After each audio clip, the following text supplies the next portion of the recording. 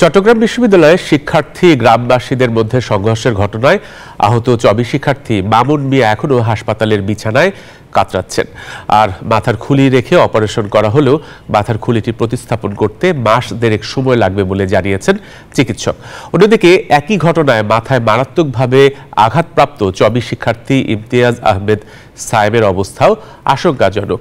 এখনও তিনি লাইফ সাপোর্টে রয়েছেন, ফেরেনি জ্ঞান। তবে হাসপাতালে ভর্তি থাকা ইসমাইল কিছুটা সুস্থ। আবু জাবেদের ছবিতে চট্টগ্রাম থেকে আরো জানিয়েছেন নয়ন বড়ুয়া জয়। সম্প্রতি চট্টগ্রাম বিশ্ববিদ্যালয়ে শিক্ষার্থীদের সাথে এলাকাবাসীর সংঘর্ষে গুরুতর আহত চবি সমাজতত্ত্ব বিভাগের দ্বিতীয় বর্ষের শিক্ষার্থী মামুন মিয়া চট্টগ্রামের একটি বেসরকারি হাসপাতালে জীবন মৃত্যুর সন্ধিক্ষণে। তার মাথার খুলি রেখে অপারেশন করা হলেও মাথার খুলিটি প্রতিস্থাপন করতে সময় লাগবে আরো মাস দেড়েক। হাত পা একটু একটু লাললেও কাউকে চিনতে পারছে না সে। যেহেতু ক্রিটিক্যাল অবস্থা দেখছে তারা এখানে নিয়ে আসছে আর কি, তখন আমি উপস্থিত ছিলাম না। পরে আমি আসছি 5টার দিকে। তো আসার পরে যখন ডাক্তারদের সাথে কথা বলি, তারা সিটি স্ক্যান রিপোর্ট এমনকি বিভিন্ন রিপোর্ট দেখে বলে যে ওর অবস্থা মোটামুটি অনেক সিরিয়াস অবস্থা, ওনাকে অপারেশন করাইতে হবে।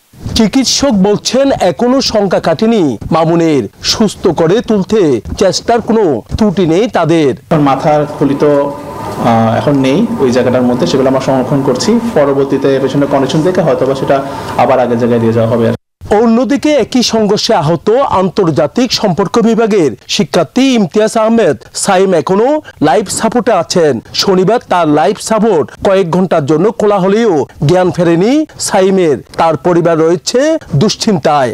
তবে কিছুটা সুস্থ চবি শিক্ষার্থী ইসমাইল তুলে ধরেন সেই দিনের ঘটনার কথা।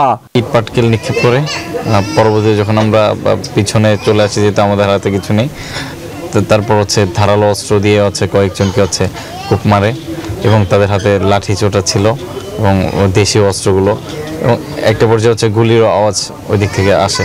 বিশ্ববিদ্যালয় কর্তৃপক্ষ বলছেন চিকিৎসার জন্য সব খরচ বহন করছে তারা। নয়ন বড়ুয়া জয়, নিউজ 24, চট্টগ্রাম।